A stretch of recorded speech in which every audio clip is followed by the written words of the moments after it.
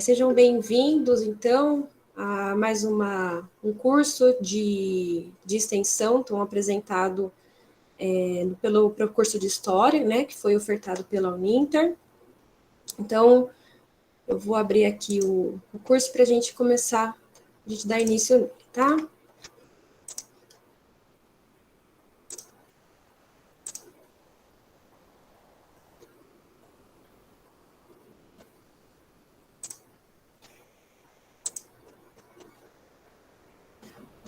Bom, então vamos lá, vamos dar início, então, no curso de extensão, que o tema vai ser, então, sobre a Antiguidade Clássica, a gente vai tratar do tema de Roma. Só um minutinho, gente, peraí, que ele tá.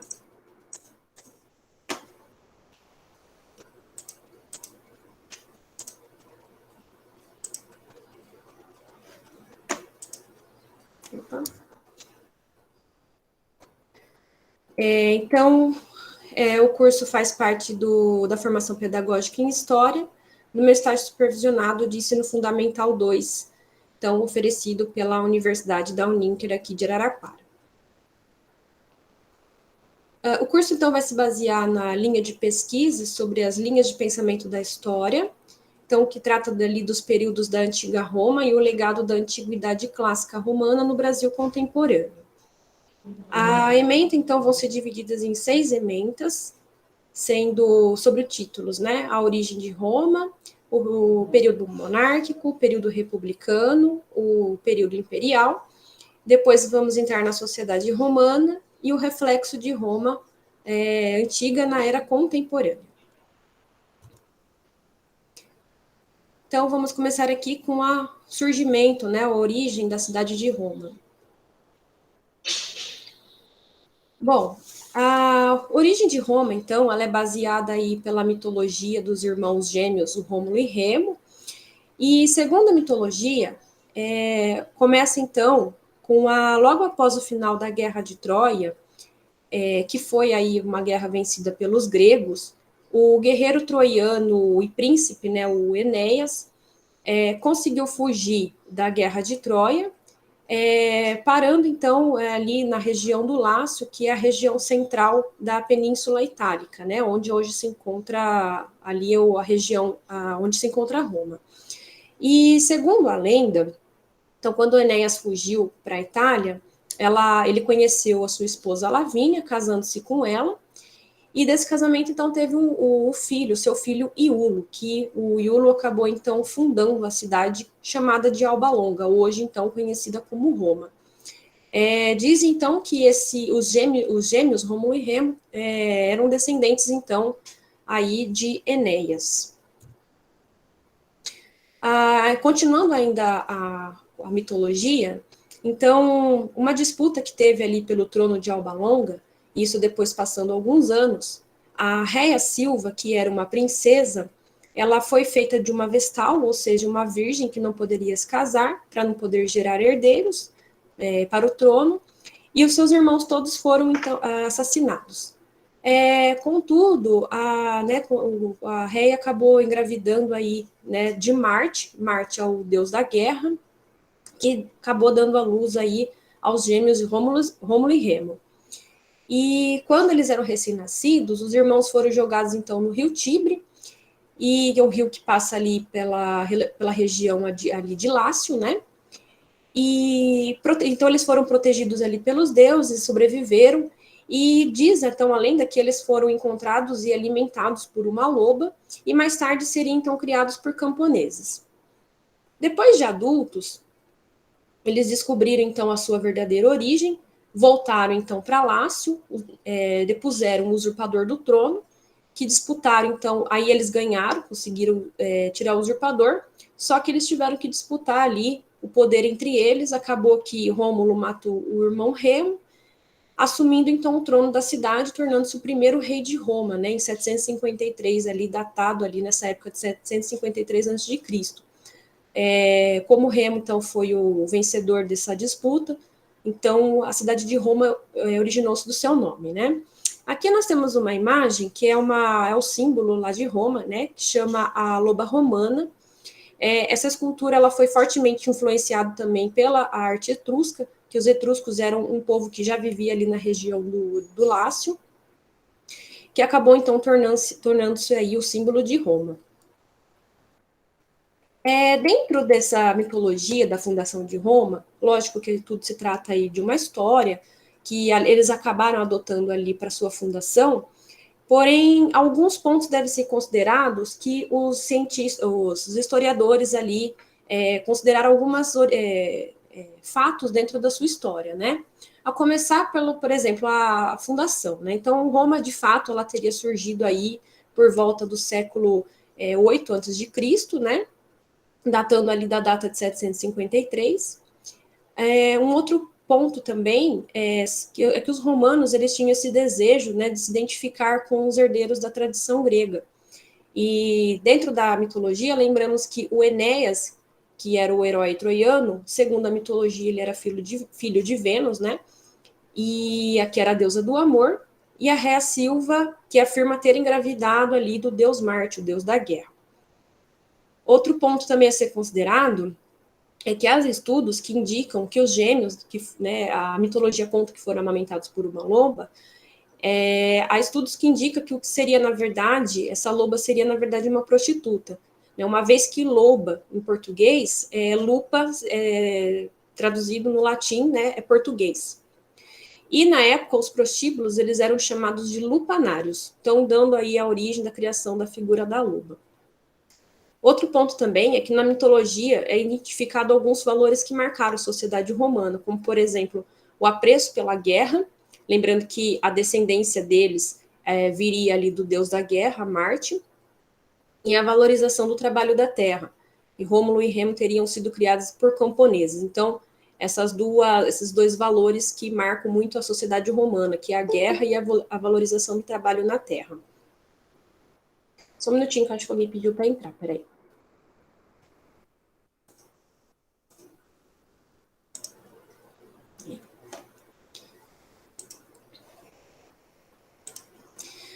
Bom, a história da Roma antiga é dividida em 3 períodos, de acordo com as mudanças políticas, sendo eles, então, a monarquia, que data ali de 753, que é a sua origem, a 509 a.C., a república, datando de 509 a 27 anos antes de Cristo, e o império, que é de 27 a.C.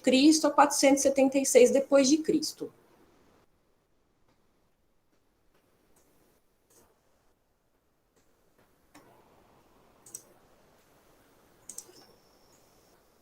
Então, vamos começar aqui falando um pouco sobre o período monárquico. Bom, monarquia, então, vem da palavra monarchia, que vem em latim, significa, então, um estado que o poder é exercido pelo rei, o monarca, ou pela rainha, ou pelos seus descendentes ou herdeiros diretos. Então, o início ali de Roma, então ela surgiu ali na região do Lácio, que fica ali no centro da Península Itálica, nas proximidades do rio Tibre. Nessas regiões já existiam aldeias de camponeses e pastores que já falavam latim, e ali teve o início, então, do governo monárquico. Muitos povos ali que já viviam, principalmente os etruscos, que eles eram em maior números ali de habitantes que moravam ali naquela região do Lácio. E eles influenciaram os romanos em muitas culturas, muitas das suas culturas foram influenciadas dos romanos. Nesse período, no século 7 a.C., Roma, então, foi governada por 7 reis. Né? Dentre esses, 4 eram de origem desconhecida ou lendários, né? Como, por exemplo, Rômulo, que foi o primeiro rei que governou a monarquia romana. Depois nós temos também, de origem desconhecida, Numa Pompílio, o Tulo Hostílio e o Ango Márcio. Já os demais outros reis, eles eram já de origem etrusca, que era o Tarquínio Prisco, Sérvio Túlio e Tarquínio Soberbo. A monarquia, ela não era hereditária, ela era eletiva, e quem escolhia os reis que seriam representar o governo era o Senado. Né? O Senado, então, veio da origem aí do latim senatus, que está associado a senex, ou seja, que significa idoso, né?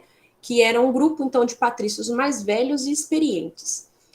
E que eles, então, reservava, só que entre esse Senado, ele era um grupo que era reservado ali, esse poder político, para os patriarcas das famílias patrícias. As famílias patrícias eram as famílias nobres, né, lá de Roma.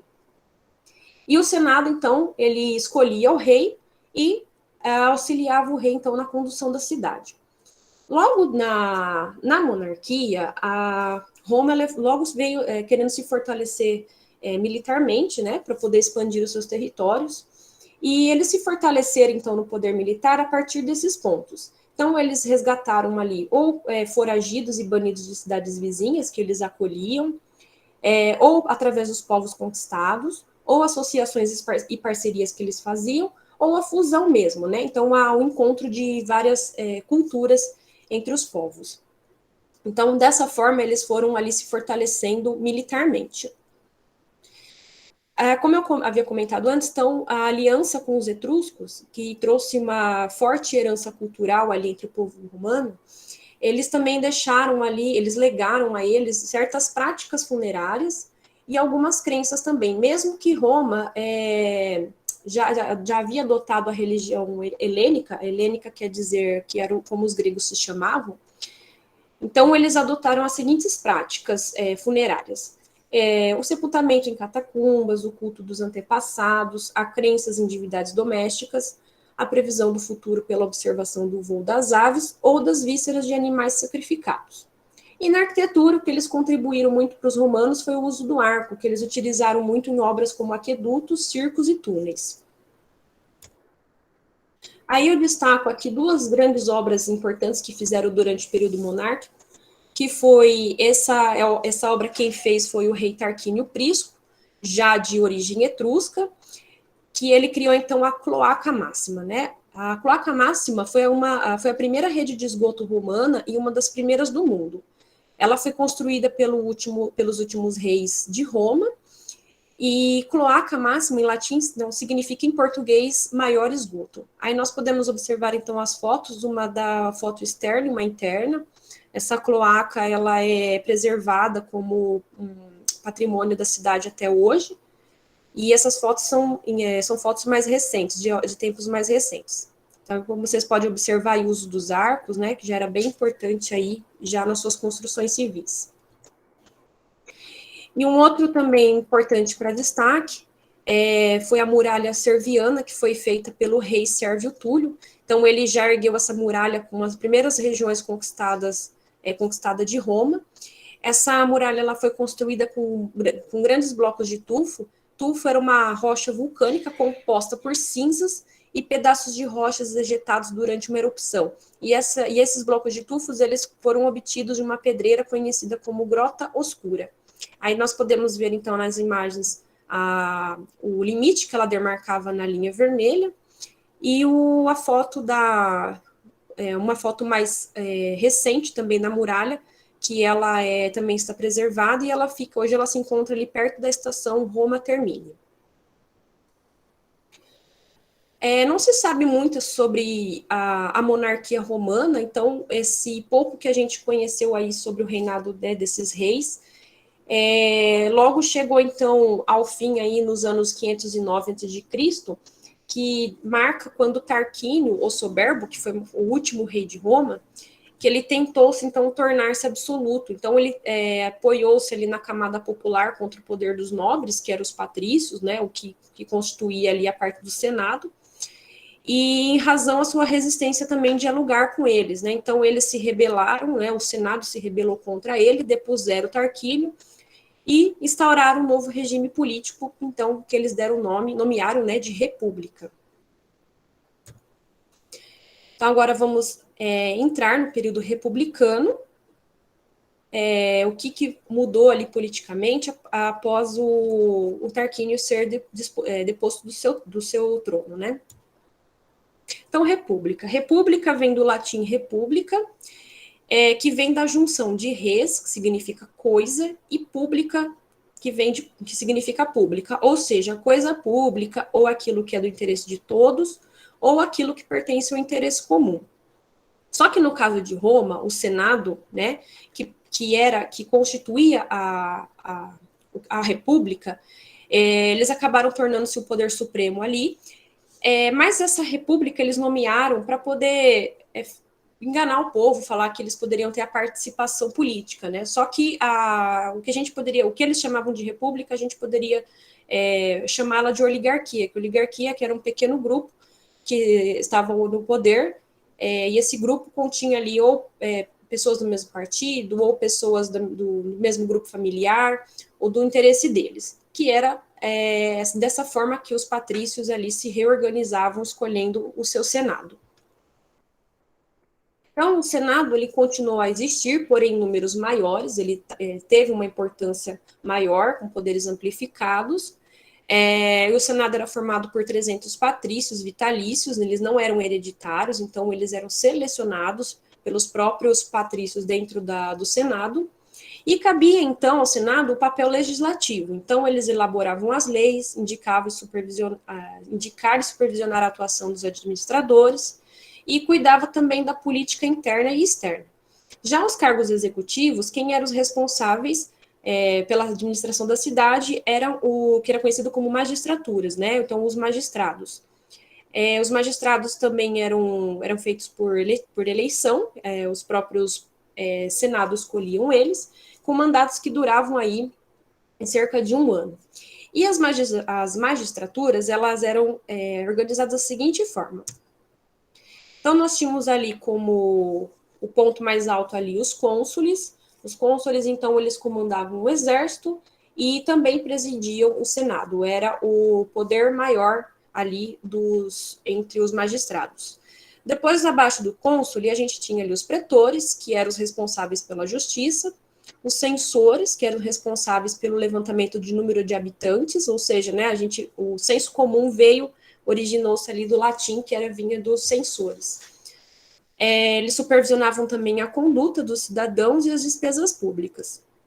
Já os edis, eles eram responsáveis pelas construções, conservações das obras públicas e o abastecimento e o policiamento urbano. E depois os questores, que eram os responsáveis pela arrecadação de impostos e da guarda do tesouro público. E também tinham os pontífices, né, que eram os encarregados das cerimônias religiosas. Contudo, durante ali o período republicano, a Roma começou a conquistar, né, porque eles, desde a sua monarquia, já foram fortalecendo ali o seu exército e conseguiram conquistar algumas regiões, aumentando o poder de Roma, né, aumentando as suas expedições. Só que com esses aumentos, os militares ali, né, os militares que faziam parte do exército romano, eles começaram a pedir os seus direitos como cidadãos, e o Senado teve que ceder a esses direitos deles, porque o exército romano, o grosso dele era formado pelos plebeus, e os plebeus então começaram ali a reivindicar os seus direitos como cidadãos. E conforme seria então feita essa troca, a partir do momento que o Senado cedesse esses direitos, eles participavam, então, das guerras para as conquistas, né? E essa situação tornou um importante elemento de negociação para os plebeus. Então, a plebe conquistou seu espaço no poder público, né, e implantou as seguintes leis. Então, as leis que foram implantadas aí pelos plebeus, né?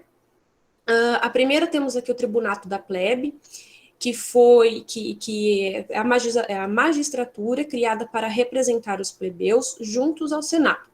Então, eles podiam participar das reuniões do Senado, apresentar propostas, só que eles não participavam das votações, mas eles podiam vetar as resoluções senatoriais. Também conseguiram ali a Lei das 12 Tábuas. Essa lei das 12 Tábuas eram leis escritas, porque até então as leis elas eram orais e interpretadas da forma que o Senado achava conveniente. Então, da forma que eles interpretavam, passava para o povo, e não tinha como o povo ali contestar. Então, a partir dessa lei das 12 tábuas, então, foi o direito de começar a escrever essas leis. Depois a lei da Canuleia, que autorizou, então, os casamentos entre plebeus e patrícios, que eram proibidos. A lei Licínia Sestia ou lei Poetélia Papília. Na verdade, essa lei, os historiadores ainda não entraram no consenso qual delas que suprimiu a escravidão por dívidas, porque até então tornavam-se escravos também quem não conseguia pagar as dívidas, e essa lei, então, vetou essa ideia de escravidão por dívidas. Depois também eles tiveram a lei Hortência, que deu, então, ao comício da plebe, ou seja, a Assembleia Popular, o direito de rejeitar decisões do Senado que afetassem, então, os interesses dos plebeus.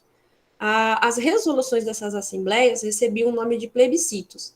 E interessante que o plebiscitos, ele até hoje, ele é utilizado nos tempos atuais, que é onde a população pode participar, né? Então, a população, quando o governo lança alguma proposta, é lançada à população um plebiscito para as pessoas votarem e eles poderem ouvir também a opinião da participação popular. Então, como se iniciou as expansões romanas, né? Após, então, o domínio de Lácio e a Etúria, Roma começou a expandir para o sul. Então, a sua expansão para o sul começou da seguinte forma. No século V e IV a.C., então travou guerras ali contra as populações conhecidas como italiotas. Depois, em 282 a.C., eles interferiram na Magna Grécia, apoiando sobre as colônias apoiando colônias contra Tarento, que a Tarento era uma importante polis ali da região da Magna Grécia. Depois da vitória sobre Tarento, Roma deu início, então, a domínio de toda a Itália meridional, conhecendo, então, como Senhora de toda a Itália peninsular. Aqui, então, tem um mapinha mostrando como que foi essas suas primeiras expedições. Então, ali, pintado em rosa, a Roma já conquistando esse meio aí da região da Itália, da Península Itálica. Tarento, então, localizado nesse círculo em vermelho. E todo esse marrom pertencia à Magna Grécia. Então, após a Roma conseguir vencer essa guerra de Tarento, ela passou, então, a dominar toda essa parte aí da região da Itália, da Península Itálica.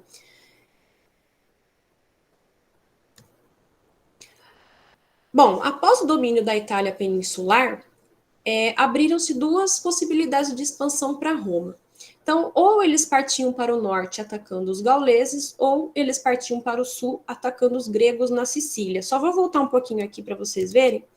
Então, aqui, ó, então eles ou partiriam para cima, para o norte, que seria a Gália, ou eles viriam continuando aqui para o sul, onde atacaria aqui essa parte ainda que pertencia à Magna Grécia, e a Sicília era toda essa região aqui. E foi mais interessante a partir para o sul, pelo fato do comércio marítimo e a prosperidade da polis, que tinha, então, a Sicília era uma forte polis que eles viram economicamente seria mais vantajoso. Só que o que acontece? A partir do momento que eles quiseram invadir a Sicília, eles teve um confronto com Cartago. Cartago era uma grande potência marítima e eles dominavam todo o Mediterrâneo Ocidental. Então, Cartago, voltando mais um pouquinho aqui, todo esse território pintado em verde pertencia a Cartago, desculpa. E como a gente pode observar aqui, Cartago, praticamente quase metade aqui da Sicília pertencia a Cartago. Então, a partir do momento que a Roma quis entrar e invadir a Sicília, ela teria que enfrentar a guerra aí com Cartago. E a partir do momento que eles quiserem, então, enfrentar essa conquista, originou-se nas guerras púnicas, que é o que a gente vai vendo agora sobre o que eles conquistaram ali durante suas guerras púnicas. Só para conhecer um pouco sobre Cartago, então, a cidade de Cartago foi fundada pelos antigos fenícios, que ficava localizado na região ali da África do Norte, hoje, atualmente, aí a Tunísia. Eles controlavam, então, o Cartago controlava a ligação entre as porções oriental e ocidental de todo o mar Mediterrâneo ocidental. E as heranças das habilidades do comércio marítimo dos fenícios, os cartagineses, então, estabeleceram a telassocracia no Mediterrâneo ocidental.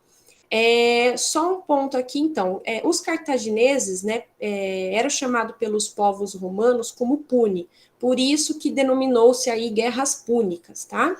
E o que era telassocracia? Era quem tinha ali o poder, o império de uma nação sobre o mar. No caso, os cartagineses ali, sobre o Mediterrâneo, eles tinham o poderio ali do marítimo, né? E a Sicília, ela era uma colônia dos cartagineses, né? Então, mantinha um intenso comércio com as cidades gregas vizinhas. Então, a partir do momento que Roma quis enfrentar essa disputa, Cartago, então, né, veio aí a declarar a guerra.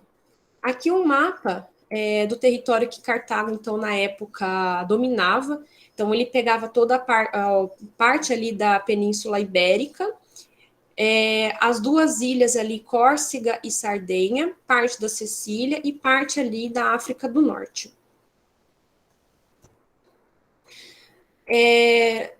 Só lembrando também, falando um pouco sobre o exército romano, o exército romano ele era organizado em legiões que veio a ser a mais bem-sucedida força militar da antiguidade, construindo um exemplo de disciplina, eficiência e combatividade, não só em combates em campo aberto, mas também no assédio e na tomada nas cidades inimigas.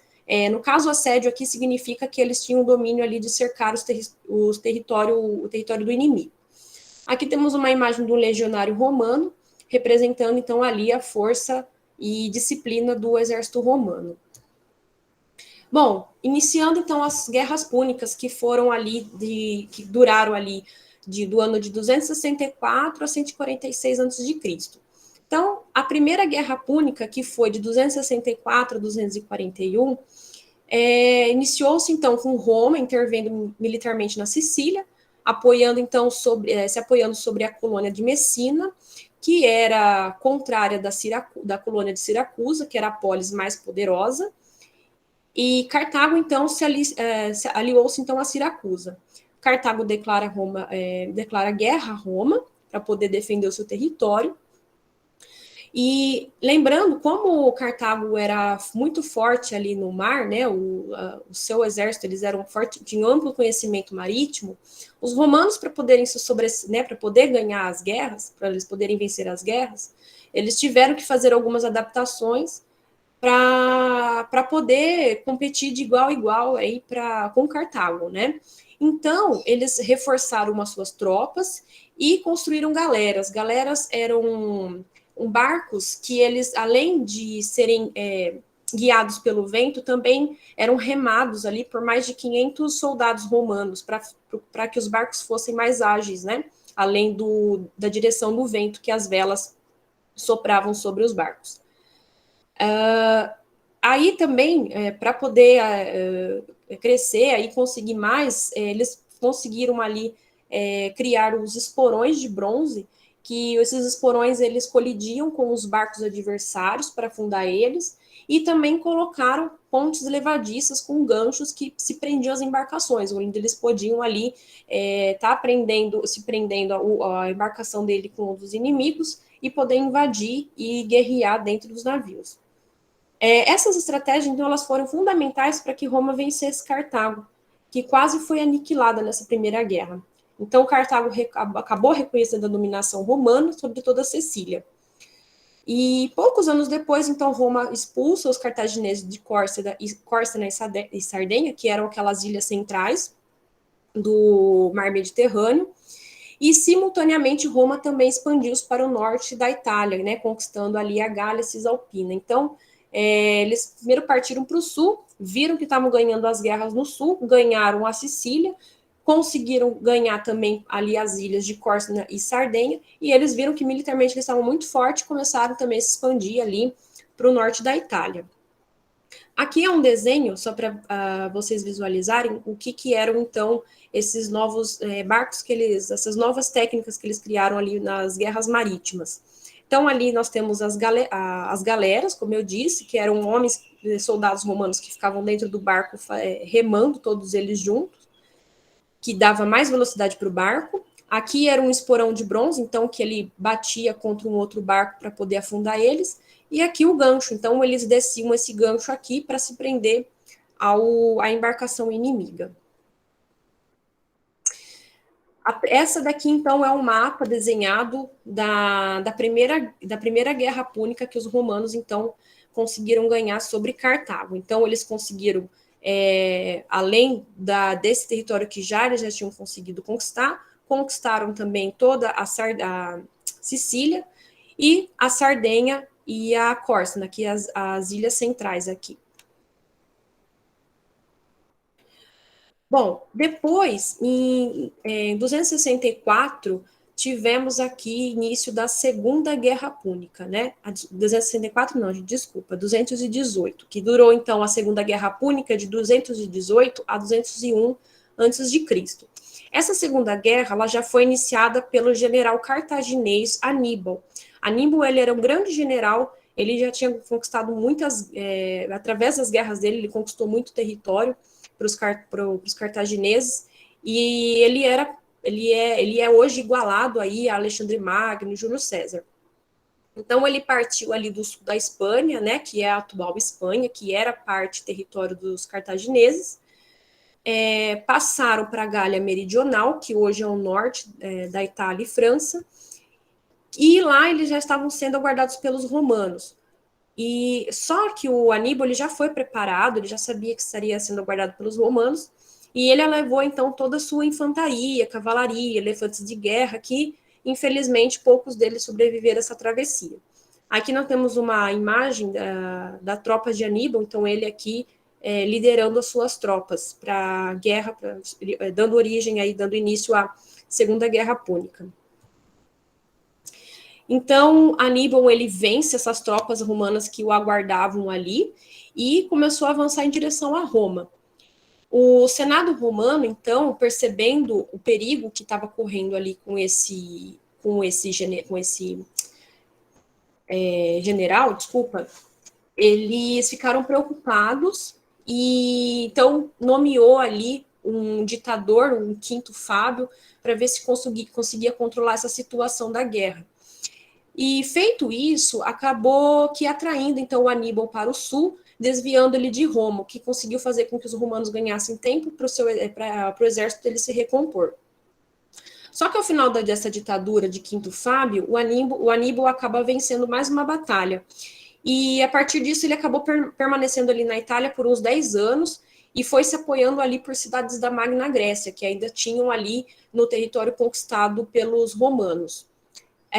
Roma, então, parte para a África para atacar diretamente o Cartago, que ficava lá onde é a Tunísia, e nisso fez com que Aníbal voltasse ali, então, obrigatoriamente voltasse, só que as tropas dele já estavam bem desgastadas, e acabou sofrendo, então, ali uma derrota do general romano Cipião, então, que ficou conhecido como africano, por ter ganhado essa luta, né, com o Aníbal.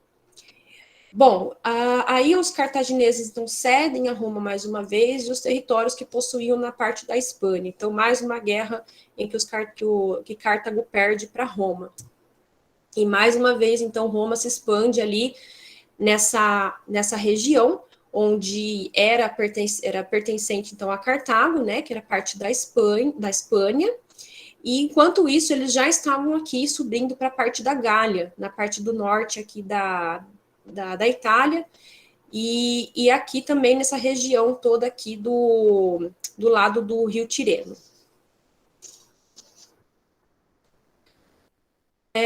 Houve também, então, uma terceira guerra púnica, que datou ali de 150 a 146 anos antes de Cristo.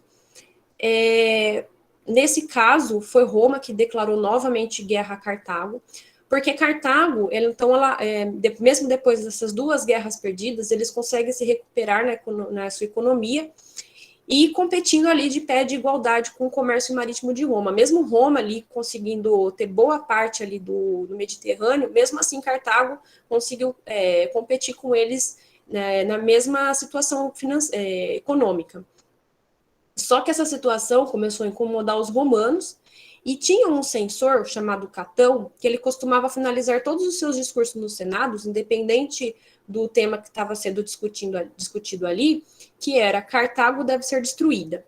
Foi então que em 150 a.C., ele alega então que Cartago declara guerra à Numídia, que era vizinha ali de Cartago, sem a autorização de Roma, fazendo então com que o Senado enviasse seu exército contra ali o Cartago, e eles acabam e o Cartago tem que acabar ali combatendo desesperadamente, né? Então, pelo fato dessa que essa guerra aí contra a Numídia não era verdadeira, mas o Catão acabou fazendo disparou essa mensagem falsa aí, para que eles pudessem fazer com que o Senado mexesse ali e poder lutar ali contra o Cartago, para poder derrubar eles economicamente. E, infelizmente, como eles não estavam preparados para essa guerra, eles acabaram sendo derrotados mais uma vez. E, por fim, então, Roma destrói Cartago, escraviza, então, os sobreviventes e transforma o território cartaginês em mais uma província romana. E sendo que, então, foi a primeira província a ser instalada ali no continente africano. Então, essa é a situação da Roma e sua expansão após a última guerra púnica. A Numídia, então, ela ficava localizada nessa região aqui, bem ao lado de Cartago, e com essa guerra vencida, então, eles conseguiram ocupar mais esse território que pertencia a Cartago aqui. E foram se expandindo mais aqui, mais para a Espanha, mais adentrando aqui o território ocidental, né? Aqui é uma foto das ruínas de Cartago. Na verdade, essa aqui, então, é uma ilustração que ela não se refere, de fato, à Cartago original, que ela foi totalmente arrasada ali pelos romanos em 146, mas trata-se de restos de uma cidade homônima, erigida ali no mesmo local por Augusto e que foi destruída pelos árabes em 697. Então, após a Roma conquistar ali Cartago, eles começam a erigir fundam uma nova cidade, que vira uma colônia romana, só que depois os árabes destroem tudo em 697. Aí esse daí, então, é uma ruína que pertenceu aí a Cartago também. Bom, só que com essas expansões que Roma foi fazendo durante o governo republicano, teve certas, então, consequências dessas conquistas romanas, né? Coisas boas, mas muitas coisas ruins começaram a aparecer aí. Então, com a aceleração da expansão romana, a partir das guerras púnicas, produziu enormes mudanças na estrutura econômica, social e política e até comportamental de Roma. Algumas coisas como, então, a telocracia, que pertencia então, até então a Cartago, passou a pertencer de Roma, né, que ficou conhecida como, então, Mare Nostrum, né, ou seja, o nosso mar, que eles já dominavam todo o mar Mediterrâneo Ocidental. A economia era basicamente agropastoril, e acabou se tornando ali predominantemente mercantil, então, após essas conquistas. E Roma não estava preparada para essa nova forma de mercado, de economia. E o que aconteceu?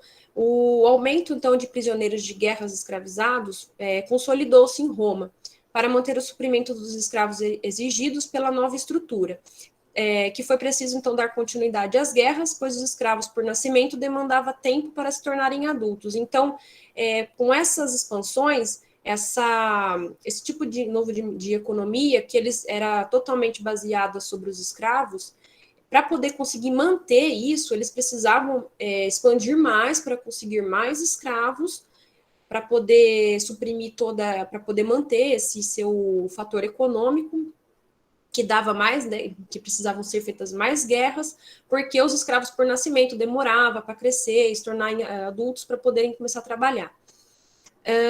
E também, né, durante esse período, alguns plebeus ali enriqueceram com comércios e atividades financeiras, dando origem ali a uma nova classe social, que é chamada de homens novos, ou equestres, ou cavaleiros.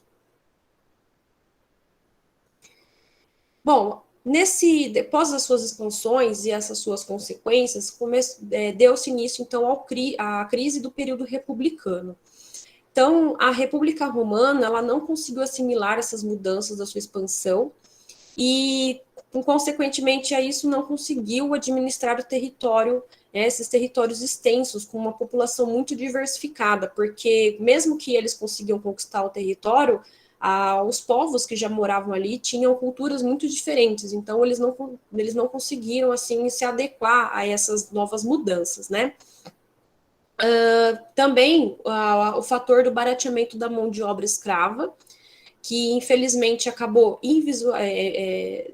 inviabilizando ali o trabalho salariado da plebe, que dependia desse trabalho para poder sobreviver, e com esse barateamento da mão de obra, acabou dando ali um número muito grande de desemprego, marginalização e miséria dos povos plebeus, que infelizmente eles começaram a passar por muitas dificuldades e fome.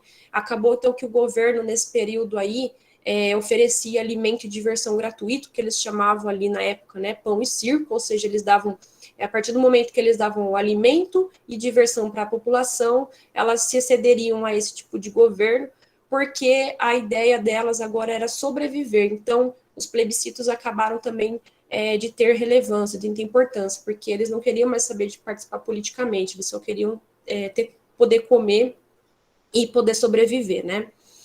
E aí a concentração agrária dos patrícios aumentou, pois os patrícios, então, acrescentavam as terras que já eram de sua propriedade, que era parte do agir públicos, né, que significava terra pública, que eram, então, áreas que eram tomadas desses povos vencidos, tornando-se propriedade do Estado romano, que, teoricamente, deveria ser distribuído para os cidadãos pobres, porque o agir públicos eram terras que os patrícios tinham, que era para ser cedidos à plebe. E, no caso, isso não aconteceu. No final do século II a.C., manifestou-se, então, a crise das instituições republicanas, dando aí abertura para uma nova forma de governo. Pontos interessantes da gente destacar aqui foram, por exemplo, as propostas dos irmãos Graco. Dentro ainda do período republicano, então, lembrando ali, retomando, quais eram os problemas do período republicano na crise, né? Então, o sistema de expansão e o aumento de escravos, a dependência desse sistema para conservação, o aumento da população urbana, a diminuição da política do pequeno proprietário de terras, porque a partir do momento que foi crescendo essa população urbana, o proprietário de terras, que eram os camponeses, que eram em maior número, e depois das expansões começaram a perder seu espaço, então eles perderam muitos direitos, e esses direitos que eram chamados de pequenos proprietários de terras. Então veio ali o aumento da pobreza e teve muitos conflitos ali entre os plebeus e os patrícios. E os irmãos Gracos surgiram então com as propostas de reforma agrária, que as reformas que eles pretendiam, né, para poder apagar alguns desses problemas, era evitar os conflitos pela posse de terra, fortalecer os cidadãos camponeses, que era a parte essencial do exército romano, e restaurar a economia autônoma da plebe, recuperando então a sua autonomia política, deixando de depender do pão e circo. Vamos então conhecer um pouquinho sobre os irmãos Gracos e quais eram as suas propostas. Então, os seus nomes eram Tibério e Caio, que eram de origem patrícia, e eles eram netos do general Cipião, o africano. Mesmo que eles eram dessa origem patrícia e netos do general, eles não tinham participação do Senado não aceitava a participação deles.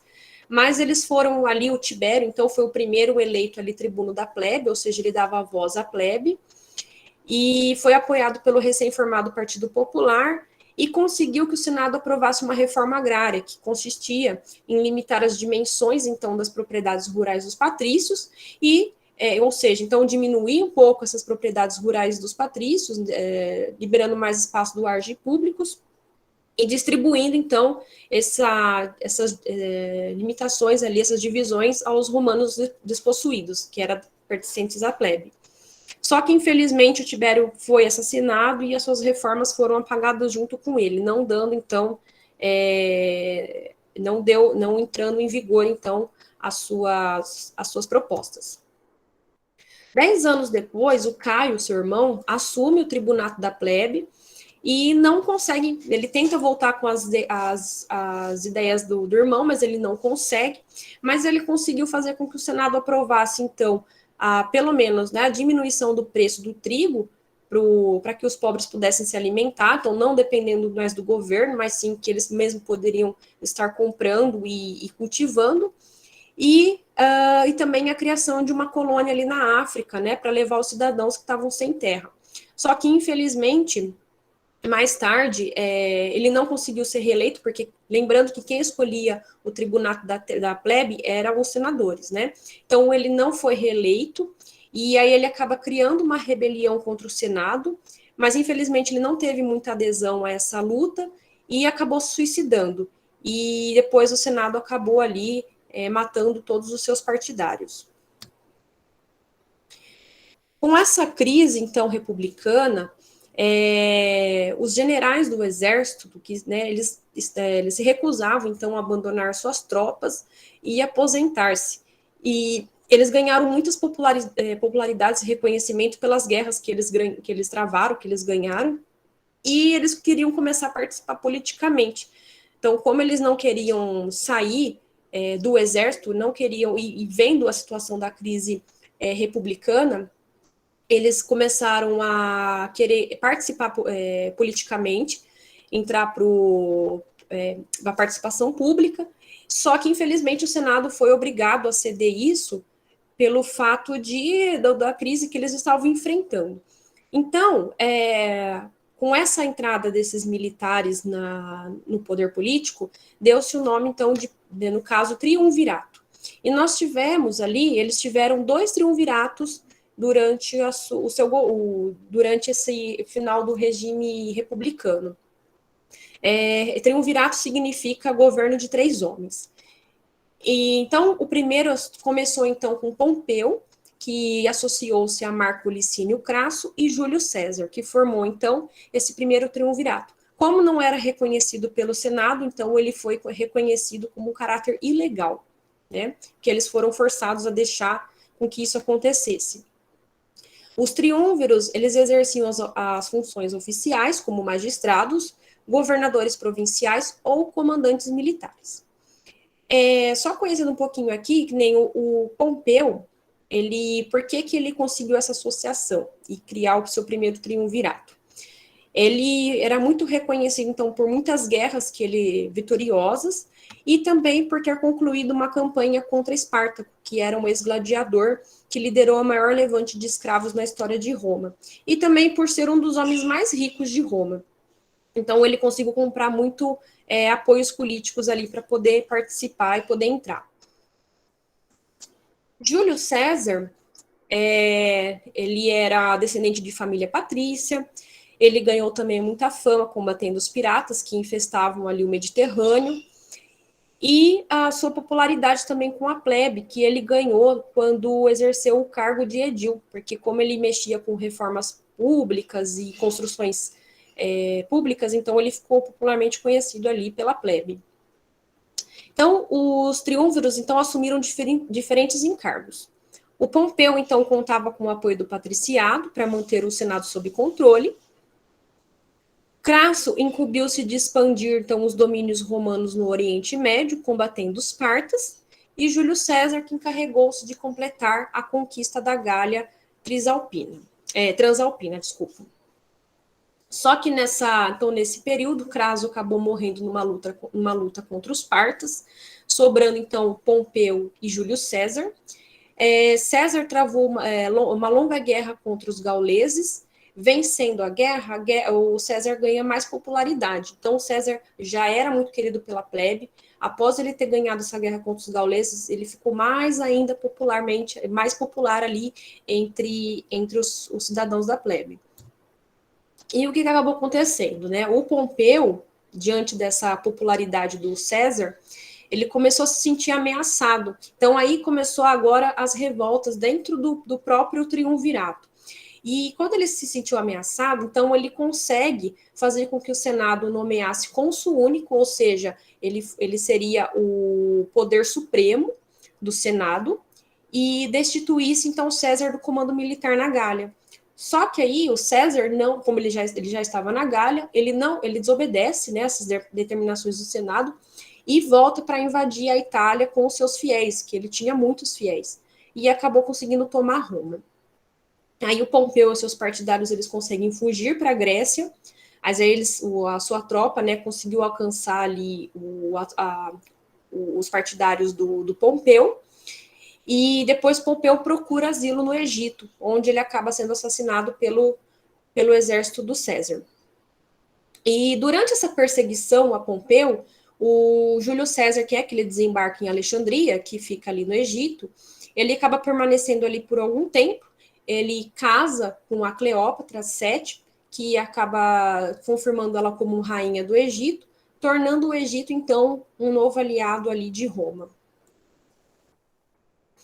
O início ali da ditadura de Júlio César. Então, com o Marco o Lépido, né, tendo morrido na guerra, e o Pompeu sendo assassinado, o Júlio César, então, assume o controle, então ele volta para Roma em 45 a.C., e com o apoio do Senado, que teve que ser obrigado a nomear ele como ditador perpétuo e imperator, que equivale ali ao número o título de generalíssimo. Generalíssimo ali é o mesmo que comandante, é um comandante militar responsável pela direção geral das forças armadas de um país. Mas ele não tinha ainda o significado político de chefe supremo do Estado.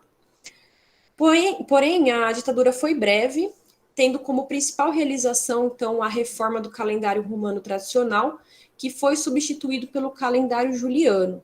O calendário juliano, então, ele vigorou no mundo ocidental até 1582, dando lugar aí ao calendário gregoriano, lançado pelo Papa Gregório, que é o que está vigente até os dias de hoje. Bom, com isso, o Senado começa a suspeitar que César pretendia se tornar rei, o que era o grande medo ali do Senado em voltar à antiga monarquia. Então, um grupo de senadores acabou assassinando ele, né? Porque e acreditando que assassinando o César também poderia melhorar e salvar a situação república, salvar a República Romana.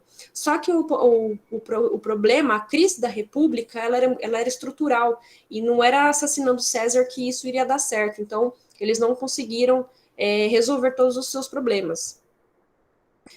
E que, na verdade, só deu sequência, né, a um segundo triunvirato, que é o que a gente vai conversar agora. Então, com a morte de Júlio César, eles criam, então, um vácuo na política e deu a oportunidade de Marco Antônio, que era amigo e colaborador de César, aproveitar-se da comoção popular para apresentar-se como um vingador do líder morto. Só que o Marco Antônio ele não obteve a simpatia do Senado, que o Senado, na verdade, apoiou o Caio Otávio, que era sobrinho neto e supostamente herdeiro de César. E no ano seguinte, acaba que, pelo fato de Otávio ter sido apoiado pelo Senado e o Marco Antônio ter sido apoiado pela plebe, porque ele prometeu que ia se vingar ali da morte do Júlio César, que era muito aclamado pelo povo, os dois conseguiram se unir e uniram-se mais ao Marco Lépido, que foi formado, então, foi formando ali o segundo triunvirato, mas aí já em caráter legal, porque já era reconhecido pelo Senado. Bom, os assassinos de César, então, formaram um exército na Grécia, mas eles acabaram sendo derrotados por Marco Antônio, e os seus líderes, o Brutus e Cássio, acabaram se suicidando em 42 a.C.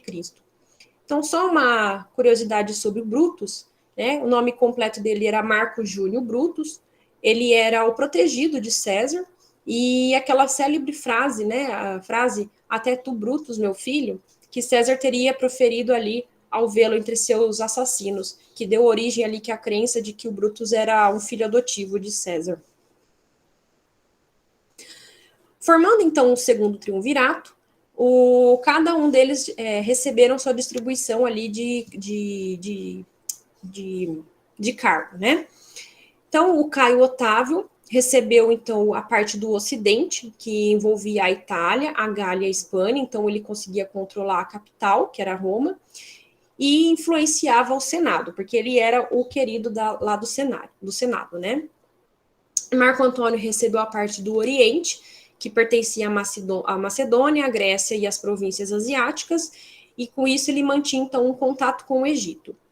Marco Lépido recebeu então a província da África, só que ela era pouco extensa e não tinha muita importância econômica ou militar. Então foi retirado, e mais tarde ela foi acabando sendo retirado o território pelo Caio Otávio, deixando então com que Marco Lépido abandonasse o cargo político. Então Marco Antônio instalou-se no Egito, como ele cuidava da parte do Oriente, ele acabou se instalando no Egito, casando-se com a Cleópatra, que com ela teve mais 3 filhos, ela teve um filho com o Júlio César, depois o Marco Antônio teve mais 3 filhos com ela, e começou a administrar então as suas províncias romanas sem sair da Alexandria. E além disso, ele também não remetia os tributos arrecadados ali no Egito para Roma.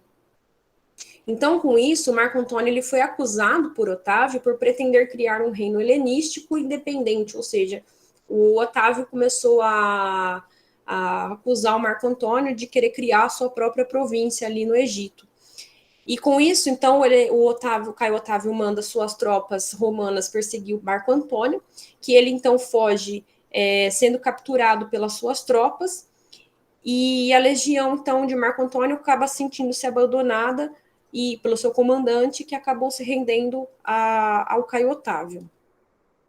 Então, ali começou a surgir mais uma nova revolta entre os triunviros, né? Então, que acaba que Marco Antônio volta para o Egito, e como ele vê que não tem mais volta, né, ele já perdeu as suas tropas e que se renderam ao Caio Otávio, ele acaba suicidando-se. E a Cleópatra, que aguarda ali a chegada do Otávio, que mais tarde descobriu que ela iria ser aprisionada, ela acaba, então, optando pelo suicídio também. O Otávio, então, desembarca em Alexandria e declara o Egito uma nova província romana, ali em 30 a.C. Voltando a Roma, então, quando Otávio volta a Roma, o Senado oferece para ele o título de ditador, mas Otávio ele recusa. Mas em troca, então, ele aceita que ele concede então vários outros cargos. Só que, aparentemente, o Otávio ele não queria entrar com uma imagem de ditador, que ele queria ganhar muito respeito dos plebeus, né? Só que ele só aparentava que respeitava ali o Senado, as instituições, e gradualmente ele começou a receber todos os poderes em suas mãos e acabou se instaurando um governo mais personalista e despótico, né? Um governo mais absoluto. E quando chega ao fim, então, do período republicano, é quando implanta-se, então, uma nova estrutura política, que é o império, com todos os poderes ali nas mãos do Caio Otávio. Então, a partir disso, nós adentramos, então, sobre o período imperial. Então, império, né? O império vem de império, no latim, que significa autoridade e ordem. No sistema político de império, o poder político estava concentrado na figura, então, agora do imperador. E o Senado, então, servia para apoiar o poder político do imperador. Lembrando que, no período monárquico, o Senado, eles auxiliavam o rei. Quando eles entraram no período republicano, eles, então, assumiram todo o poder, criando ali, entre eles, os magistrados, né, que faziam a parte do executivo, enquanto que o Senado do legislativo.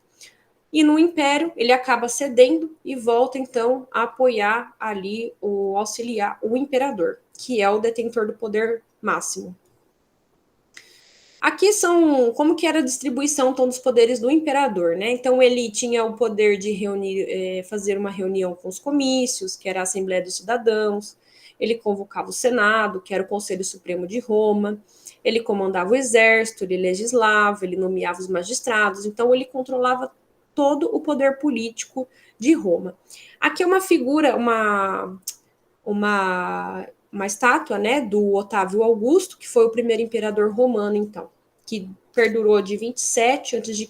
a 14 depois de Cristo. Então, com o Caio Otávio dando início ao poder imperial, iniciou-se, então, o que eles chamaram de Principado, que foi ali que perdurou ali sobre o Alto Império, né? Então, o período teve início após o fortalecimento da figura do imperador, em detrimento do Senado romano, que durou entre os séculos I e II depois de Cristo. O principado significava primeiro cidadão do Estado, ou seja, príncipe civitatis. Então, Otávio volta para Roma e aceita do Senado, então, o título de imperator e cônsul vitalício, né, ou seja, o poder executivo. E então acabou que a sua autoridade ali se embasava nos seguintes pilares, né? Então ele tinha o poder, ele tinha autoridade sobre as bases militares, então que era intitulado como imperador, como na base legislativa, que era como título príncipe do Senado, o popular, que era o tribuno da plebe, o judiciário, que era então o pretor máximo, o religioso, que era o pontífice máximo, e o teocrático, então, que ele foi denominado aí como Augusto, que Augusto significa divino, que veio do divino. Então, por isso que o nome dele acabou transformando de Caio Otávio para Augusto Otávio.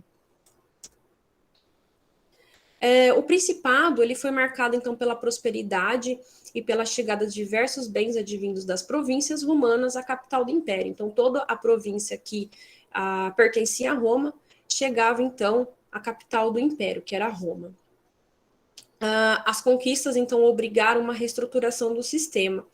Então, porque assim, como eles conseguiam se manter economicamente, né? Então, os territórios provinciais passaram a ser, além de supridores através de saques de guerras, essas províncias também tinham que ter um fornecimento de escravos, também tiveram que contribuir com os pagamentos de tributos e mais a exploração dos seus recursos. Então, foi assim que eles conseguiram se reestruturar esse novo sistema, porque Roma já abrangia uma grande parte ali desde o período republicano. E nesse período também foi criado o que eles chamavam de Pax Romana. A Pax Romana, ela era um fortalecimento do exército, né? Então os militares tornaram-se responsáveis por proteger o território romano e suprimir as possíveis revoltas. Então é formado um sistema de controle e exploração dos territórios conquistados. Então foi um fim de guerras civis, né? Então não existia mais guerras civis pela Pax Romana e foi considerado um período de controle da situação, paz e segurança interna. Os romanos passaram a manter alianças com as elites locais nas províncias, né, para facilitar o processo de controle dos territórios. E nesse período também o latim se popularizou no mundo ocidental e os povos locais, então, que teve contato com a cultura romana, chamado aí de processo de romanização, que foi o processo de romanização foi a assimilação da cultura romana pelos povos dominados. Esse processo de romanização tem vamos falar assim, dois tipos de opiniões entre os historiadores, né? Há historiadores que dizem que o projeto de dominação ele se sustentava na ideia de que a cultura romana era superior, então o grupo dominante, que eram os romanos, forçou, né, os grupos dominados, instaurando essa ideia de que a cultura deles era superior. E tem historiadores que dizem que, na verdade, isso foi uma fusão, né, uma adaptação de ambos os grupos que resultou nessa nova percepção de mundo e cultura por parte dos envolvidos, né, dos dois grupos ali, o dominador e os dominados. Bom, foi também no governo ali de Otávio Augusto que nasceu, então, na Galileia, que era parte da Palestina judia, que era uma província romana, Jesus de Nazaré, né, cujos ensinamentos deram origem à religião, que nos dias de hoje conta com o maior número de adeptos, o cristianismo, ou seja, os seguidores de Cristo.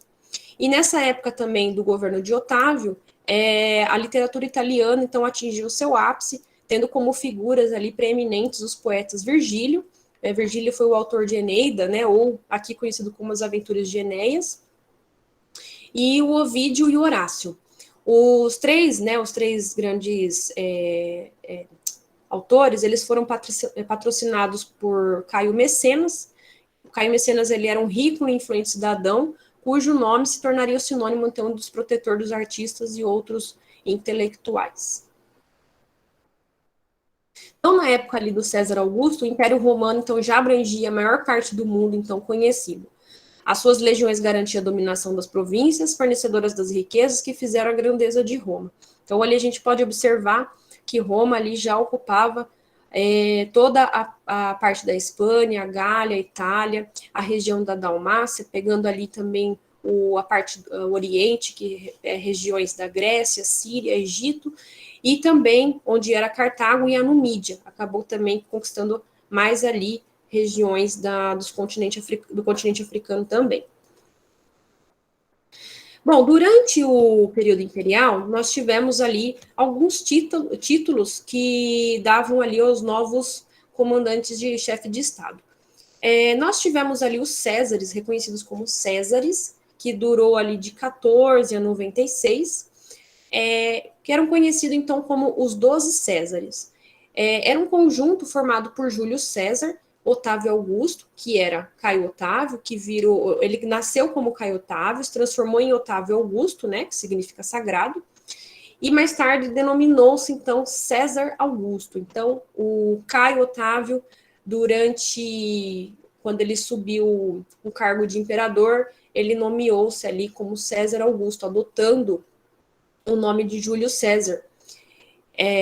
E os 10 seguintes, dos quais os 6 primeiros tiveram laços familiares e os demais adotaram o nome César para simular, então, essa consanguinidade, né? Então, eles quiseram anotar o nome de Júlio César como parte de um laço, de um título, criando, né, esse título de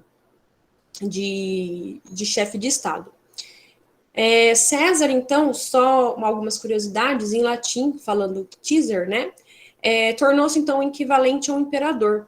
E esse nome, esse título, ficou tão famoso no mundo afora que deu ali origem aos Caesar, né, que surgiu lá na Rússia, e os Kaiser, que em alemão.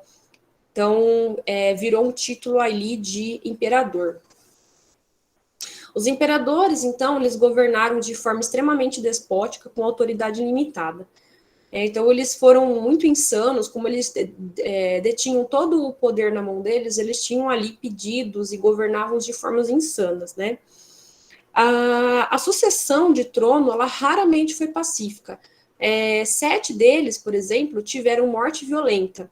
2 se suicidaram e 5 foram assassinados. E 4 dos 12 Césares, eles eram generais que ascenderam, então, o trono pela força de suas tropas. Então, foi um momento bastante conturbado ali com os Césares no poder.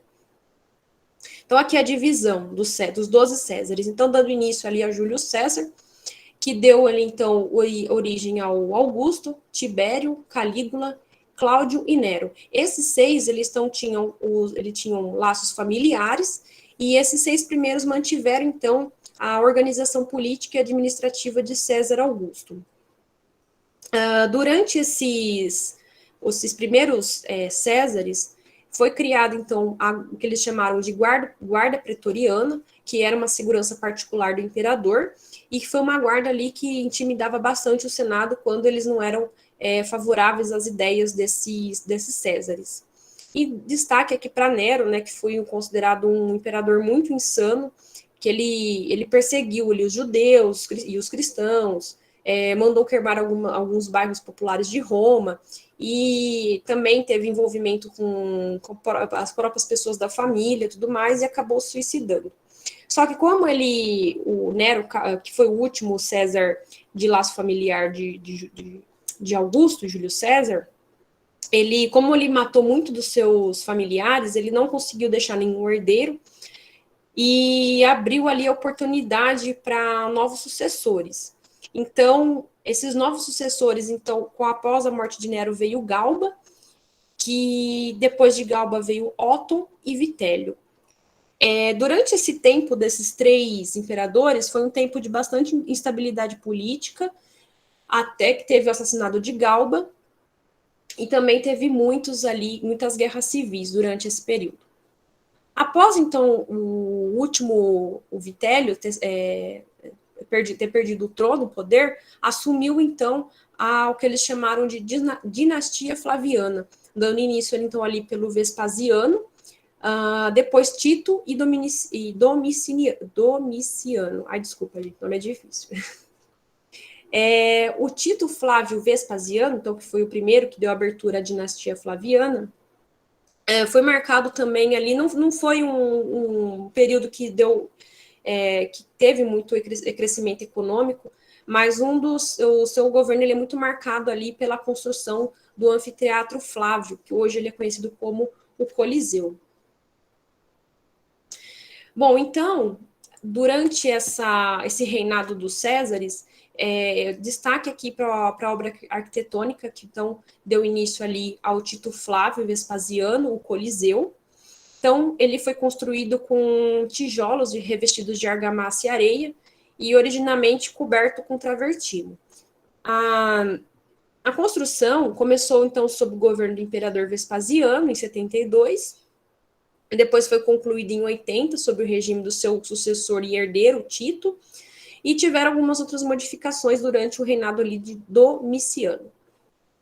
O Coliseu também ele podia abrigar ali entre 50 e 80 mil espectadores, e ele era usado, então, para combates de gladiadores, espetáculos públicos, caças de animais selvagens, execuções, encenações de batalhas famosas e dramas baseados na mitologia clássica. E hoje o Coliseu ele é considerado aí como uma das 7 maravilhas do mundo moderno. Após a queda ali dos Césares, entra então no poder os conhecidos como Antoninos, que perdurou entre 96 a 192. Não era uma dinastia, porque não eram sucessores familiares, porque eles adotavam, então, como sucessor, aquele que julgasse, então, mais capacitado para dirigir o Estado romano, sem levar em conta, ali, então, laços de sangue. E somente Cômodo, que era filho de Marco Aurélio, que assumiu ali como herança familiar. Eles não davam importância à origem do sucessor escolhido, inclusive 3 deles nasceram na Espanha e um na Gália, só que todos eles tinham a cidadania romana, né? E foi nesse período dos Antoninos que o Império atingiu o seu apogeu econômico e militar. Então, quais foram os Antoninos? O Nerva, o Trajano, o Adriano, o Antonino Pio, o Marco Aurélio, que foi corregente ali de Lúcio Velho, eles governaram juntos, e por último o Cômodo.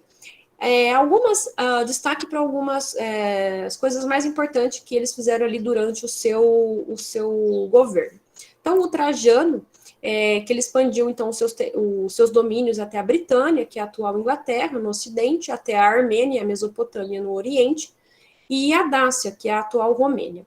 O Adriano, que ordenou então a diáspora dos hebreus, né, porque assim como os bascos nunca aceitaram a romanização imposta, e a construção do Muro de Adriano, que também foi uma obra arquitetônica muito marcada nesse período dos Antoninos. O Antonino Pio, né, que foi o seu nome, que foi usado ali para designar esse conjunto de imperadores, ele retirou os escravos da condição de réis, ou seja, que era proibindo de que eles fossem torturados ou mutilados. O Marco Aurélio, que assume também o trono então, junto a Lúcio Vero, ele guerreou contra os partos, que invadiram a Síria, e também foi um filósofo que escreveu o livro ali, Meditações. E Cômodo, que foi o filho de Marco Aurélio, que governou pessimamente, e o seu governo teve sucessões de crises que destruturou ali as bases do Império, dando início ali à crise do Império Romano. Então, depois de que Cômodo foi assassinado, e ele não tinha sucessor, o trono, então, foi ocupado pela dinastia dos Severos. Essa dinastia dos Severos foi um período de anarquia militar e foi, infelizmente, o fim ali da Pax Romana. Então, a dinastia dos Severos eram organizadas das seguintes formas. Tivemos, então, primeiro o Pertinax e depois o Didio Juliano. O Pertinax, ele reinou, então, por 3 meses e logo ele foi assassinado pelos pretorianos. Depois veio o Didio Juliano, o senador, ele era um senador que comprou o apoio dos pretorianos, só que ele não teve apoio dos legionários, que eram soldados romanos, e acabou morrendo decapitado pelos pretorianos a mando do Senado. Depois ele foi sucedido pelo Presênio Nigro, e que foi usurpador do trono, e depois o Cláudio Albino, que foi também usurpador e criou as facções de Cláudio Albino, que demorou ali durante 4 anos para que os legionários conseguissem derrotar né, essas facções do Cláudio Albino. Aí depois entramos aqui para o conhecido como Baixo Império, que deu ali entre 235 a 476. Então, só para esclarecer, o termo Baixo Império significa que era mais próximo em relação aos dias atuais, ou seja, ele é mais recente. E o Alto Império quer dizer que ele é mais distante aos tempos de hoje, tá? Então, o Baixo Império, ele teve início com o Diocleciano, no poder, que entrou em 235, até o fim do Império Romano do Ocidente, que data, então, entre 476. Então, nós tivemos ali o Diocleciano, depois Constantino e o Teodósio. O Diocleciano, então, ele pôs fim à anarquia militar e instaurou a Tretarquia, que é um governo de 4 imperadores associados. No início, ele teve sucesso, e terminando em lutas entre os pretendentes rivais, ordenou, então, a última e a mais violenta perseguição aos cristãos. O Constantino, em 313, ele promulgou um decreto de tolerância ao cristianismo.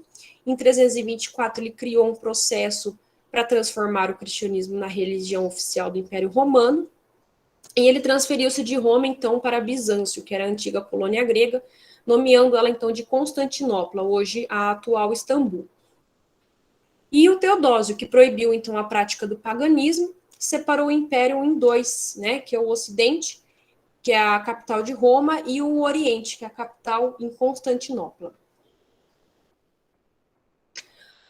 Então, o fim do Império do Ocidente. Então, após a divisão do Império Romano, conforme vocês podem acompanhar aí no mapa abaixo, o Império do Ocidente, então, ele foi invadido e conquistado pelos bárbaros germânicos, e o fator que causou aí a descentralização do poder, até por fim a sua capital, Roma, que foi invadida em 476, marcando então o fim de uma era. E já o Império do Oriente perdurou até 1453, né, por mais 10 séculos. Então, ali embaixo no mapa vocês podem observar a divisão do Império Ocidental e o Oriental, e o Império do Ocidente chega ao fim, então, com essa invasão dos bárbaros germânicos. Então, vamos falar um pouquinho sobre a sociedade romana. Então, a sociedade romana, né? Os romanos, então, eles davam algumas características aqui, então, da sociedade romana, né? Os romanos davam grande importância à família, entendida como pai, mãe e filhos. Em Roma, a mulher desfrutava de maior liberdade do que na Grécia, né, que não ficava só tão limitado ali ao ambiente doméstico. Elas podiam receber visitas, assistir às cerimônias religiosas, e elas podiam também ir aos espetáculos teatrais. Elas não tinham participação política, mas elas podiam assumir, herdar e legar bens, né? Então, elas tinham poder jurídico. Tínhamos a figura da matrona, que simbolizava a esposa virtuosa e mãe da família dedicada, e ela era bastante valorizada. Os meninos das famílias patrícias, eles frequentavam a escola, cujo ensino visava tanto o aprimoramento das virtudes cívicas e morais, quanto o aprendizado formal. Já as meninas da aristocracia não tinham acesso à educação regular, da qual eram também excluídos os clientes e os plebeus. Então, a sociedade ela era organizada da seguinte forma. Então, eles tinham os patrícios, que faziam, então, parte do pequeno grupo de aristocracia, formado por famílias mais antigas, que eram descendentes das primeiras famílias que chegaram na região, lá do Lácio, né? E governava ao lado do rei, na época da monarquia. Na república, eles governaram, eles foram poder total, e no império, eles auxiliavam, então, os imperadores. Tínhamos a classe dos clientes, que geralmente eram parentes distantes dos patrícios, por quem eles eram sustentados e recebiam proteção em troca de pequenos serviços ou apoio.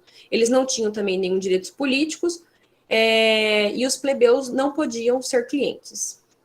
Já os plebeus, que faziam parte da maior parte da sociedade, eram homens livres e pobres e não possuíam de nenhum direito político também. Os escravos eram os escravos eram posses de seus senhores, né, que executavam, então, quaisquer tipos de serviços. Seus senhores decidiam por suas vidas e mortes e utilizavam sobre eles castigos físicos e severos. A classe dispunha de cativos e guerras ou nascidos de pais escravos. Tinham também os libertos.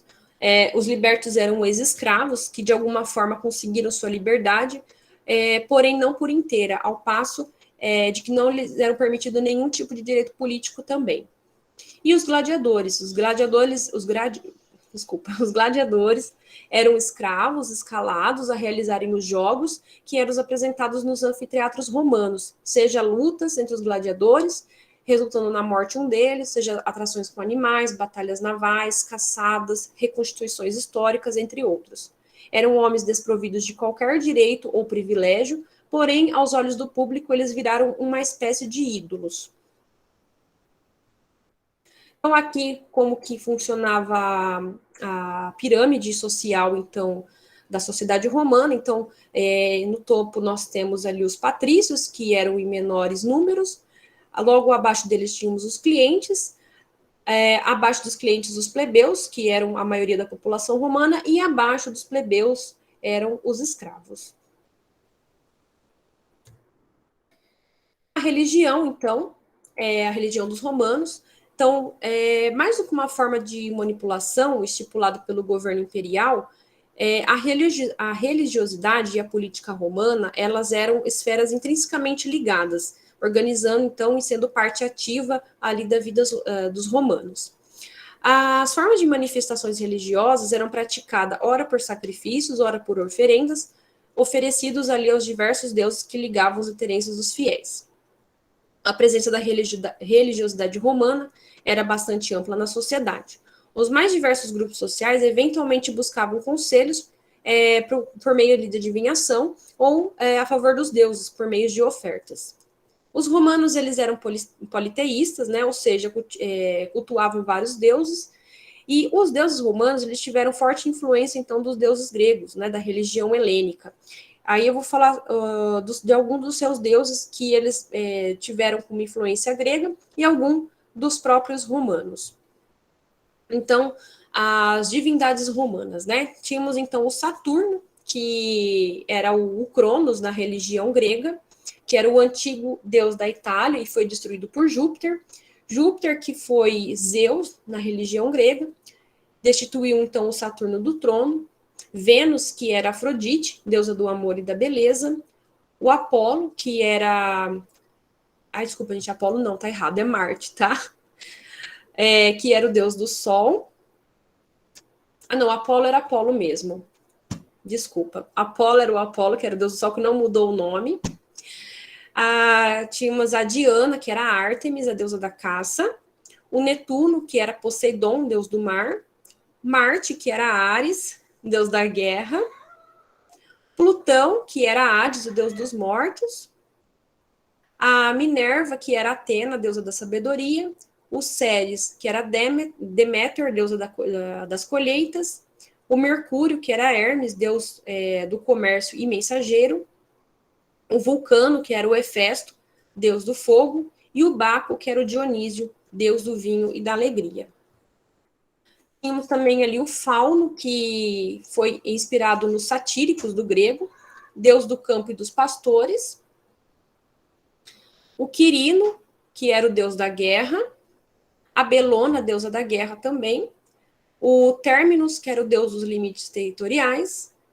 O Pales, que era a Pales, né, que era a deusa que velava pelo gado e pelas pastagens. A Pomona, que era a deusa das árvores frutíferas. A Flora, a deusa das flores.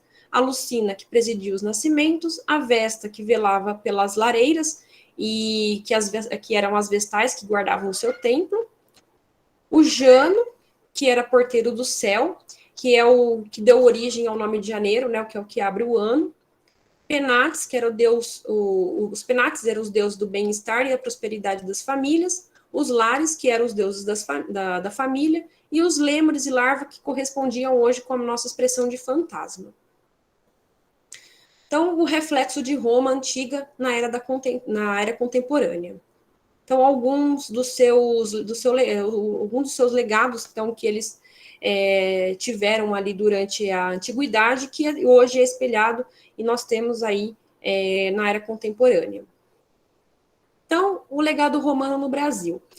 O apogeu da Roma clássica foi há muito tempo, e mesmo assim eles deixaram seu legado em muitas áreas, refletindo nos tempos atuais, tais como, então, na arquitetura, política, direito, idioma, hábitos cotidianos, até mesmo nome para as pessoas. Então, nós tivemos aqui sobre o legado dos romanos na arquitetura, né? As famosas colunas romanas, que inspiraram muito na arquitetura clássica, e até hoje encontramos os seus ornamentos e acabamentos de móveis, né? Como cadeiras, mesas, bancos. Então, eles tinham ali a dórica, a jônica e a coríntia, e aqui é uma foto de uma casa com exemplo ali, uma arquitetura clássica, utilizando dos pilares aqui, parecendo ser os pilares a jônica, né? Com esse desenho aqui, com esse design aqui. Os arcos, né, que desenvolveram grandes obras, como os aquedutos, circos e túneis, a arquitetura também adotou essa forma em suas obras. Então, aqui nós temos um exemplo aqui do Arco do Triunfo, que é localizado na França, que foi reconstruído ali por Tibério, um dos Césares, e aqui um exemplo de uma construção utilizando os arcos. A construção também de abóbadas e domos, que deu ao arquiteto romano, então, a oportunidade de lidar artisticamente, e atualmente essa construção está muito presente em casas, edifícios, né? A arquitetura gótica também adotou muito ali desses domos nas construções das igrejas. Então, nós temos ali ao lado um panteão, que localizado na Roma, que foi construído pelos romanos da antiguidade, e ao lado nós temos algumas construções utilizando ali as abóbadas e os domos. A arquitetura que nós conhecemos também de teatro, cinemas e estádios de esportes, por exemplo, também tiveram muita influência na arquitetura dos circos e anfiteatros romanos. Então, ali do lado nós temos uma foto de cima do Coliseu, ou o anfiteatro Flaviano, localizado na Roma, e aqui ao lado aqui uma foto de um estádio de futebol. Então, a gente pode ver que é bem parecido aqui o estádio de futebol com o Coliseu. O Anfiteatro de Mérida, que é localizado na Espanha, e aqui um exemplo do cinema, né? Então, utilizando desse declive aí, colocando as cadeiras do fundo mais acima e descendo até aproximando ali, no caso do cinema, na tela ali onde passa o filme, e aqui no Anfiteatro de Mérida, que a gente pode observar onde os espectadores poderiam sentar para assistir às suas obras, as peças de teatro que aconteciam aqui. Aqui era o palco onde eles faziam o teatro, as apresentações teatrais. E na política e no direito, então, a implantação da república, ela evidenciou um senso prático, né, que é o que chamamos de pragmatismo, dos romanos na organização política jurídica do Estado. Essa característica faria, então, do direito romano a mais expressiva contribuição de Roma para a civilização ocidental. Foi o pragmatismo romano que estruturou as instituições republicanas de modo a impedir a implantação de governos despóticos que desrespeitassem, então, as leis e pusessem, então, em risco os direitos dos cidadãos. O direito civil, né? Então, a contribuição romana no campo do direito civil, ela foi tão significativa que ainda hoje normas e princípios jurídicos da Roma Antiga norteiam as práticas judiciais de muitos estados contemporâneos. Então, aqui abaixo alguns exemplos, né? Nós temos os jus naturales, ou direito natural, que apresentava, então, os fundamentos do direito romano, e a noção do ser humano por natureza que tinha direitos, o jus civilis, ou o direito civil, que é um conjunto de leis aplicado ali sobre os cidadãos de Roma, e os jus gentium, ou os direitos de gente, aplicado, então, aos estrangeiros a um conjunto de leis abrangentes que não se levava em conta as suas nacionalidades. Aqui um exemplo também que eles influenciaram nas vestes, né? Então, nós temos aqui ao lado, no meu lado esquerdo, a toga do Senado romano, e do lado direito aqui nós temos, então, a toga do STF aqui no Brasil. O idioma, né, então, também foi muito influenciado aqui nos dias de hoje. O latim, originalmente, ele desapareceu, mas ele deu origem, então, às línguas neolatinas ou às românicas, né? Então, são a português, espanhol, o catalão, francês, italiano e romeno. Em tempos atuais, é utilizado por pessoas cultas, né, principalmente pelo clero, e permanece hoje ele permanece como o idioma oficial da Igreja Católica Romana. Algumas palavras do latim que também não foram substituídas e que são usadas no nosso dia a dia são, por exemplo, nós temos a priori, que é a princípio, aliás, que é a expressão utilizada para retificar algo ou de outro modo, carpe diem, que aproveite o dia, o corpus Christi, que é o corpo de Cristo, etc., que significa e outros, in loco, que é no local, mea culpa, que é minha culpa, modus operandi, que é modos de agir, o sui generis, que significa de seu próprio gênero, o currículum vitae, que significa trajetória de vida, e status, que é prestígio, renome. Então, esses são alguns do latim que não foi substituído aqui, substituído o idioma original, que nós usamos nos dias de hoje. E também o idioma presente no marketing, né, que resgatou muito ali, resgatou do latim original para nomear os seus produtos, né, então temos exemplos como o Magnum, o Lux, a Natura, o Bono, o Bis, né, são alguns dos exemplos da língua original do latim que nós usamos nos dias de hoje. A imagem também, a imagem do romano da antiguidade. Então, a presença de referências à Roma antiga, as pessoas hoje elas são tão assim curiosas em saber como que viviam os romanos naquela época, que ele é muito retratado, por exemplo, em filmes, séries, videogames, jogos, né? E é muito constante nos dias de hoje. Então, aqui embaixo eu coloquei só alguns exemplos de filmes, que é o Gladiador e o filme de Pompeia, e uma série que é da HBO, que chama Roma. É um videogame, né, Gods of Rome, e os jogos, né, aqui eu peguei o jogo War, Batalhas Mitológicas, que também é baseado muito ali na sociedade da Roma da Antiguidade. Os hábitos cotidianos, a figa, né, que é um hábito muito que a gente usa muito nos dias de hoje, ela foi um hábito de associar a mão de forma de figa a boa sorte, né, o qual perdura até os dias de hoje, que é uma referência a um costume romano. A figa ela era um símbolo de fertilidade e lógica, e em especial eles se usavam muito na cidade de Pompeia. E no lazer, que nós adotamos o que a gente chama de termas, né? Esse era um nome usado, então, pelos romanos para designar os locais destinados aos banhos públicos com diversas finalidades, como terapia na água, com propriedades medicinais. Os termas, até hoje, é um espaço designado para lazer em banhos públicos, né? O que a gente chama, então, de parques aquáticos. Então, aqui nós temos uma imagem dos termas dos romanos, eles se banhando ali em uma piscina pública, e aqui uma imagem, uma fotografia dos Termas Laranjais, que é localizado ali em Olímpia, aqui no estado de São Paulo, que é um parque aquático.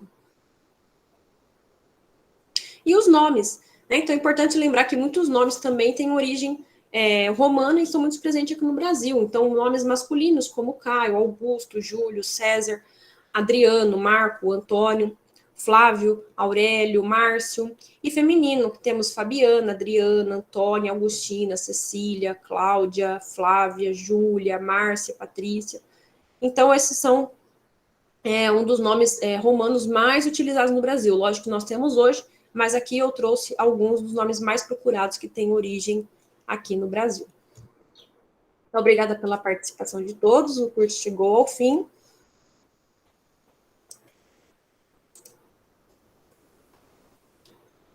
Eu vou para a apresentação. Alguém tem alguma dúvida que gostaria de estar perguntando? Pode tirar dúvidas. Eu sei que algumas coisas eu errei, que eu percebi que eu falei, mas espero que vocês tenham entendido. Se alguém quiser abrir o áudio para falar alguma coisa, pode ficar à vontade.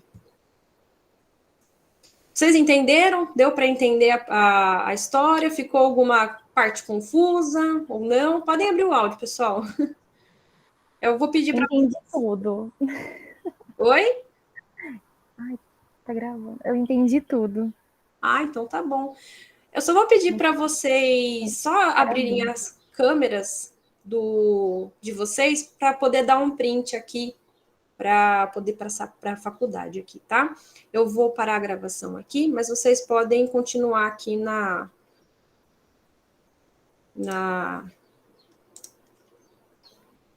na reunião. Peraí. Obrigada, então, a todos assistir o meu curso. E é isso.